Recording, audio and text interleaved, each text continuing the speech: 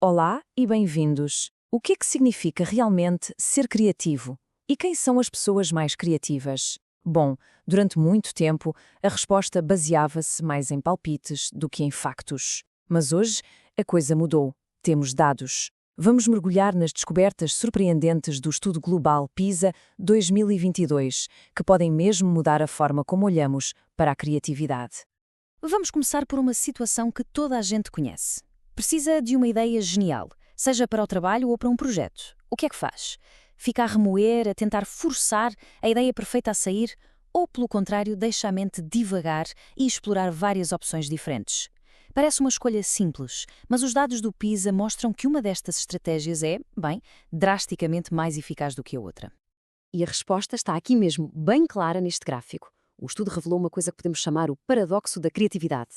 Reparem, quando se pedia aos alunos para gerarem várias ideias diferentes, a probabilidade de chegar a uma ideia verdadeiramente criativa era de quase 50%, uns impressionantes 48%.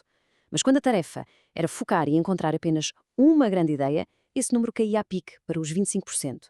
A lição parece clara. A pressão para encontrar a ideia perfeita e única é, na verdade, inimiga da criatividade. Neste caso, a quantidade parece mesmo gerar qualidade. Ok, isto leva-nos a uma pergunta fundamental. Se ter muitas ideias funciona melhor, o que é que os avaliadores do PISA consideravam sequer uma ideia criativa?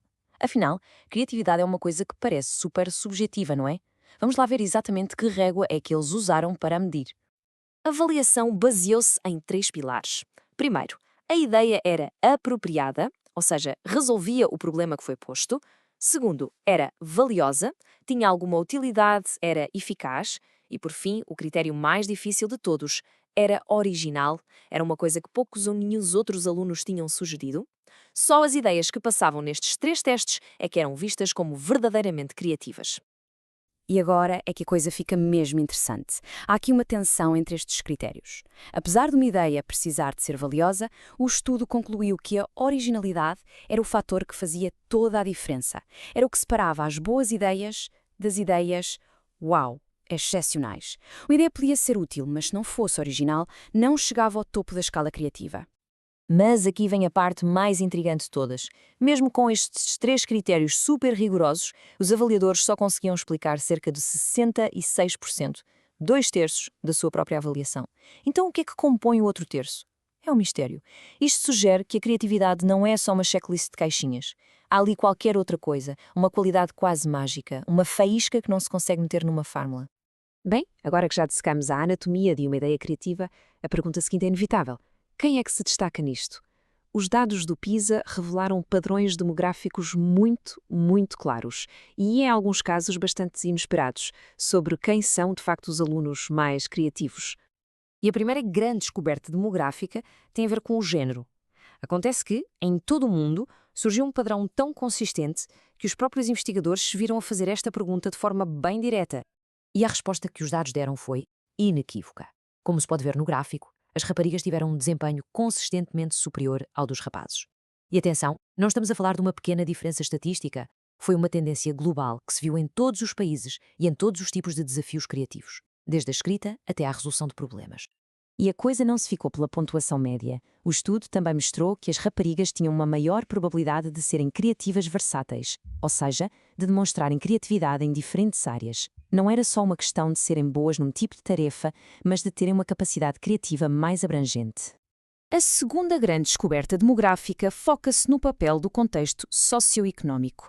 Será que o acesso a recursos, a oportunidades, tem algum impacto na capacidade de um aluno pensar de forma criativa? Mais uma vez, os dados contam uma história muito clara e desta vez bastante preocupante. O que vemos aqui é um fosso profundo. Os alunos de contextos socioeconómicos mais favorecidos, com mais acesso a recursos e oportunidades, tiveram pontuações consistentemente mais altas. Do outro lado, os alunos desfavorecidos ficaram para trás. A criatividade, ao que parece, não floresce da mesma forma para toda a gente. E onde é que este fosso é mais notório? O estudo identificou 3 áreas críticas. Primeiro, gerar ideias originais, ou seja, ir além do óbvio. Segundo, tarefas que exigiam muita escrita, onde a fluência verbal era chave. E terceiro, problemas complexos, que precisam não só de criatividade, mas também de uma base de conhecimento sólida.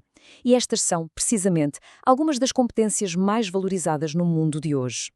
Até agora, falámos de criatividade como se fosse uma só coisa. Mas, será que é mesmo assim?